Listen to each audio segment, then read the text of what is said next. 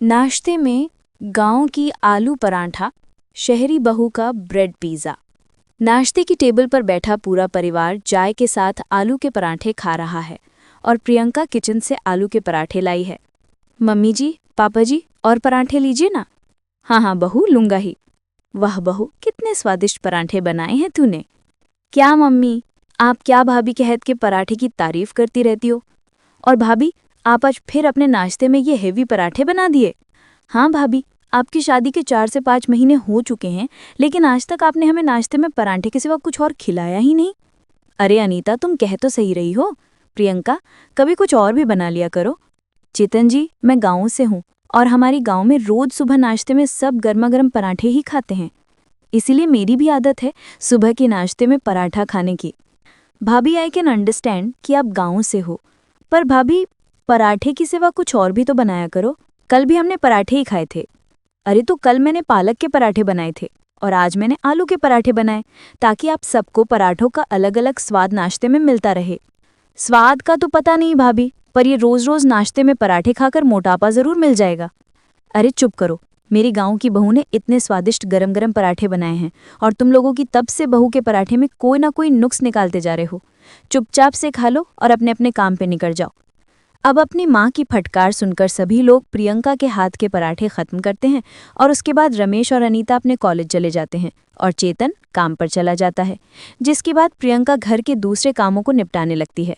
शाम को प्रियंका अपने सास ससुर को चाय बनाकर लिविंग हॉल में देने आती है। गंगा और रामदेव जैसे ही चाय की पहली चुस्की लेते हैं कि तभी दरवाजे की डोरबेल बजती है। अरे, इस वक्त कौन आ गया हमारे दरवाजे पर?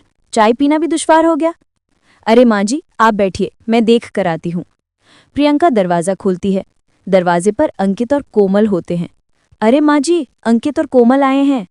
अब प्रियंका अंकित और कोमल को लेकर लिविंग हॉल में आती है।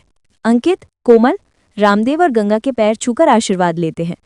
अरे तुम दोनों ना खुश रहो, खुश रहो। वैसे अचानक यहाँ कैसे आना हुआ? वो बड़ी मम्मी, हम दोनों की नौकरी यहीं लग गई है और यहाँ से हमारा खुद का घर काफ़ी दूर पड़ता है, तो हमने सोचा कि हम यहाँ ही रहकर नौकरी कर लें। अरे ये तो बहुत अच्छा सोचा तुम दोनों ने। अगले दिन सुबह प्रियंका रसोई में मूली के पराठे बना रही होती है। चलो, नाश्ते में पराठा बनकर तैयार हो गया, अब खाने की टेबल पर परोस देती हूँ। अब प्रियंका गर्मा गर्म मूली के पराठे डाइनिंग टेबल पर परोसती है। अरे भाभी, ये सुबह सुबह नाश्ते में आपने पराठे क्यों बना दिए? कुछ हल्का बना लेती, जैसे पोहा, उपमा। हाँ, अब इतना हैवी नाश्ता करके हम ऑफिस में काम कैसे करेंगे? इसे खाकर तो सिर्फ नींद आएगी। तुम्हारा तो ये पहला दिन है। सोचो, हम तो ये हैवी पराठे सुबह के नाश्ते में कई महीनों से खाते आ रहे हैं। वैसे भाभी, आज आपने ये किस चीज़ के पराठे बनाए नाश्ते में? नैनन जी, आज मैंने मूली के पराठे बनाए। आप कह रही थी ना कि आपको हेवी हेवी महसूस हो रहा है, इसीलिए मैंने मूली के पराठे बनाए। अब नाश्ते में आप मूली के पराठे खाएंगे तो पेट में बनी गैस झटपट खत्म हो जाएगी। मूली के पराठे कौन खाता है? आलू, गोभी, मेथी तक तो ठीक था, पर तुम तो जो भी सब्जी देखती हो उसके पराठे ही बना देती हो। अरे इतना भी बुरा नहीं बना ये पराठा, खा ले, पेट का हाजमा ठीक रहेगा।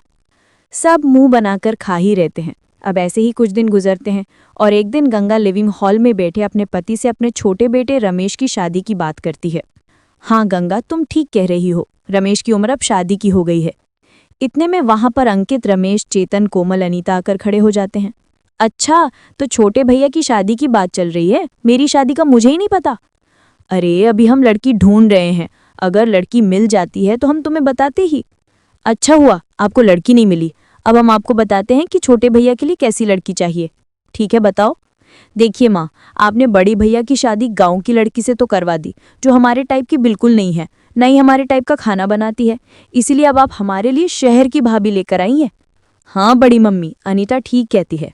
ठीक है, अब जब तुम लोगों की यही राय है तो मैं पंडित जी से कहूंगी कि मेरे छोटे बेटे के लिए शहरी लड़की ही बताएं। अब अगले ही दिन पंडित एक शहरी लड़की का रिश्ता लेकर गंगा के घर पहुंचता है। देखिए गंगा जी, जैसा कि आपने कहा था कि आपको शहरी लड़की का रिश्ता चाहिए, इसीलिए मैं वैसे ही लड़की का रिश्ता लेकर आया हूँ। बस थोड़ी सी दिक्कत है, लड़की काम करती है और काम करना उसकी मजबूरी है, क्योंकि उसके परिवार में उसके पिता नहीं है, भाई भी छोटा है, इसलिए भाई को पढ़ाना लिखाना और माँ का खर्चा वो अकेले ही उठाती है।